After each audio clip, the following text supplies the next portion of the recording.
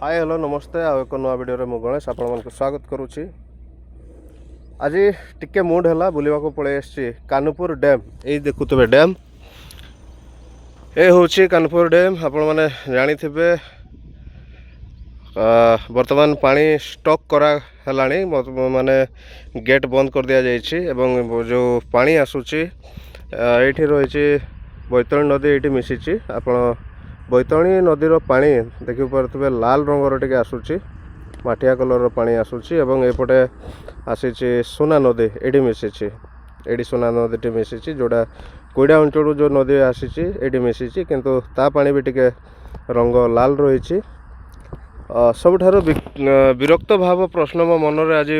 उंकी मारुची। वर्तमान पानी स्टॉक करा जाउची संपूर्ण गेट मध्य बंद कराई एवं पानी धीरे धीरे संग्रह होउची एवं बढ़िबा को लागलानी किंतु सेपटे जो खणी कंपनी मानक पई जो पंप हाउस तैयारी चली देखि पारतबे 3टा 4टा खंड चली माने से पूरा मोटर लगेकरी पानी नेबे जो तांकर आयरन लुहा पत्थर गुंड जो पाइप जोगे जो परिवहन करेंगे 3-4टा